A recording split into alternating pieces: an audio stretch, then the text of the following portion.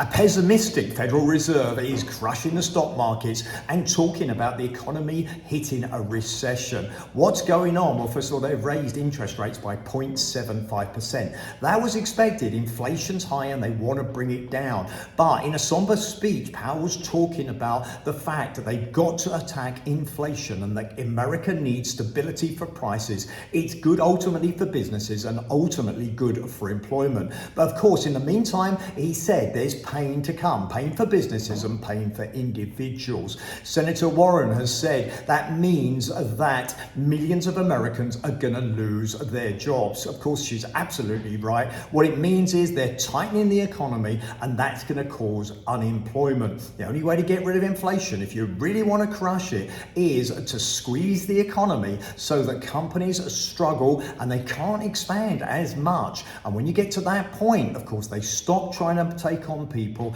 They therefore don't have wage inflation as we've got right now. So we talk about what's causing inflation. Obviously, we've got a tightness in the energy market. There's not enough energy. Plus, obviously, we've had the war in Russia with Ukraine. And that again has caused this shortage of energy. But it's not just that, we don't have the infrastructure. On top of that, there's not enough people willing to or wanting to work. Until that changes, and that's our biggest issue right now, we've got this tightness in the employment market. Tightness in the employment market is forcing wages to go up. Wages go up, people put prices up to companies that have to do that to cover themselves. Interest rates go up, means companies' profits go down. That affects the stock market. Interest rates go up. You'd argue potentially companies have to increase their prices just to cover it off. So in other words, to crush that, to stop it, to get stability, they have to bring the economy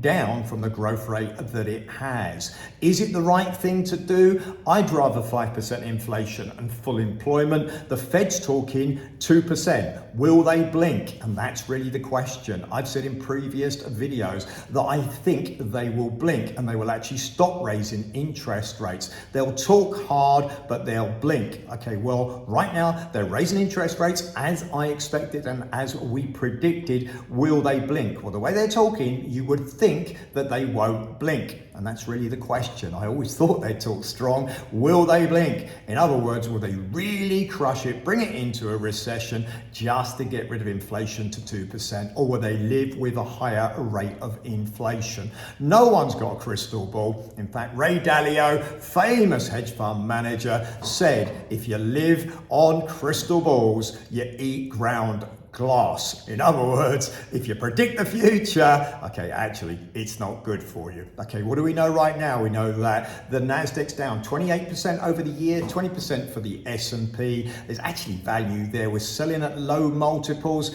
just need to be in the right sector. So banks offer value to me. There's actually shipping companies that I believe in that are actually going to do well. There's sectors, healthcare, I believe will continue to grow. So there's places where you can invest where you'll actually make money. Of course, we've seen the dollar high.